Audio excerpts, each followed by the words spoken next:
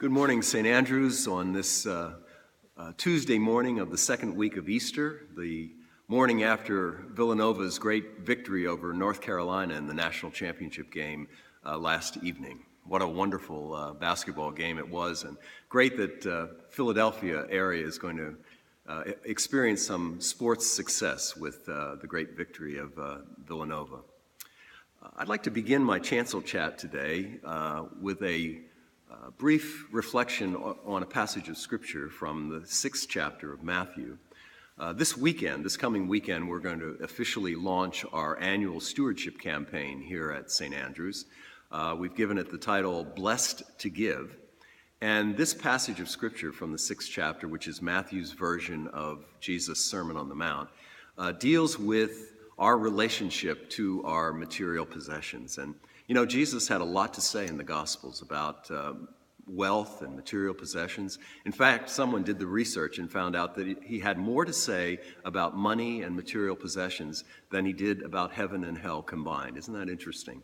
In fact, 11 of the 39 parables of Jesus deal in some way or another with wealth and material possessions.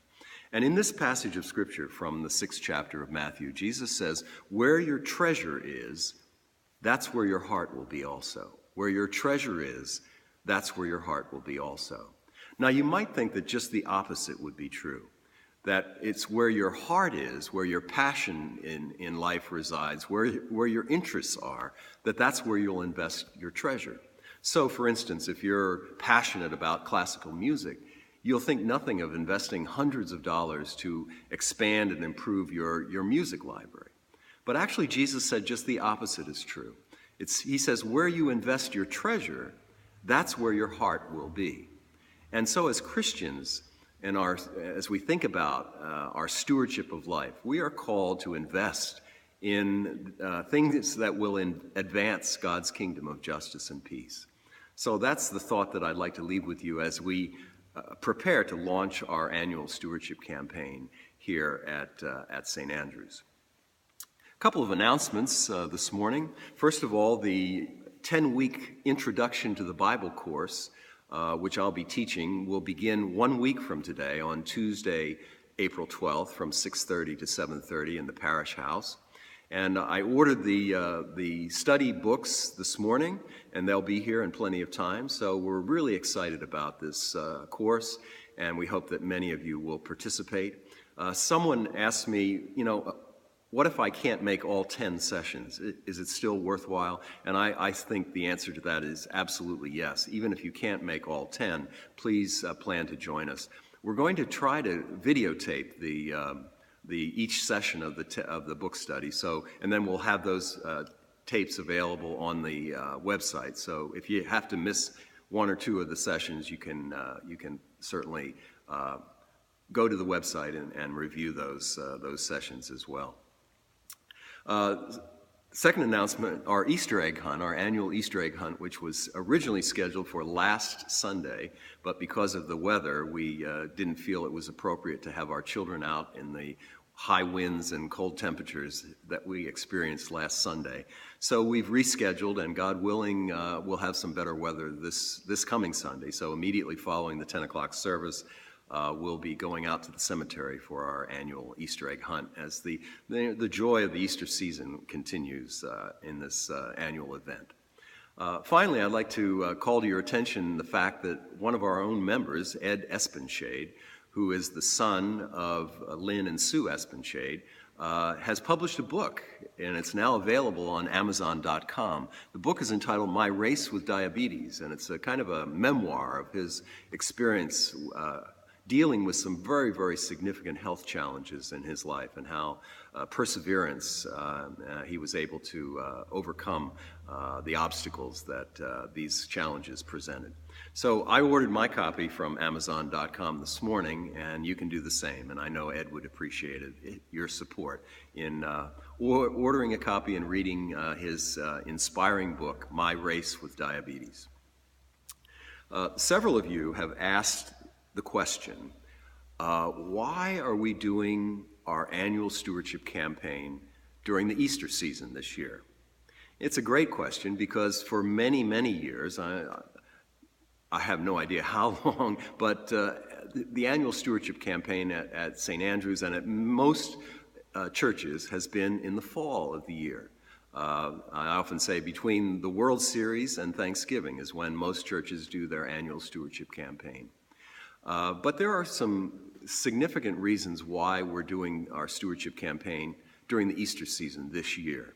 And you'll be receiving later this week a letter from Mark Miller, who's the chair of our stewardship committee, and myself, kind of outlining in detail why we're doing stewardship during the Easter season this year. But let me just summarize. There are basically three reasons why we're doing our stewardship campaign during the Easter season. The first, and I think clearly the most important reason, is that stewardship, our stewardship of life, is a response to God's grace and mercy and forgiveness and love, which we've experienced in our life. And there's no time during the course of the year when our awareness of the great legacy of faith that we have is greater than during the Easter season. We've just been through the events of Holy Week and Easter, and so it makes sense that we would ask people to make a response in terms of their stewardship of life during that time of the year when our awareness of those, the great legacy of faith that we have is at its highest. The second reason is a little more practical reason. By doing our major stewardship campaign in the spring rather than in the fall, our vestry and finance committee will have a lot more time to prepare a realistic and budget proposal for 2017. They'll have the data. They'll know what kind of resources that they can expect to receive. And so it makes sense, rather than waiting until the fall and then having to put together a budget in a period of less than a month so that it's ready for the annual meeting, having our major campaign, our major effort in the spring will provide a lot more opportunity for the vestry and the finance committee to put together a realistic and reasonable budget proposal for 2017. The third reason is that this year our vestry has approved a new approach to stewardship that we'll be implementing this year. It's called transformational stewardship, and over the next 5 weeks, at every service, I'll be doing a brief temple talk at the end of the service, explaining some of the foundational principles of this new way of thinking about and talking about and doing congregational stewardship. And it's something new, and so it seems appropriate that having our campaign in the spring rather than in the fall kind of symbolizes that it's a new day, really, in terms of the way we are going to be doing stewardship here at St. Andrews. And, the leadership of the church is realistic. We realize that it's going to take some time because, we've been doing stewardship basically the same way for generations. And so we realize that it's going to take some time for this new paradigm to be fully implemented here at St. Andrews. But we're going to begin that process this year because we believe that this is the way that we should be going. It's the recommendation of our Diocesan Stewardship Commission, where I've been a member of the commission since 2009, and for the last 5 years, we've been encouraging more and more churches in our diocese to embrace this new way of thinking, this new transformational approach to stewardship. And many churches have and have experienced great success with it. So it's the way that we believe we should be going. And so this year, we're going to begin that process of introducing this new paradigm, this new stewardship approach here at St. Andrews. So we will appreciate your support, your open-mindedness to this new way of thinking and talking about stewardship, and we're excited about the potential that it has for transformation, not only of our stewardship program, but of our spiritual life here at St. Andrews. So we'll look forward to and appreciate your support. Our gospel reading for this coming Sunday is taken from the 21st chapter of the Gospel of John, the fourth gospel, the last gospel to be written. And this is, as I mentioned in my homily last week, the chapter 21 of John is a prologue not a prologue, an epilogue, a postscript to John's gospel.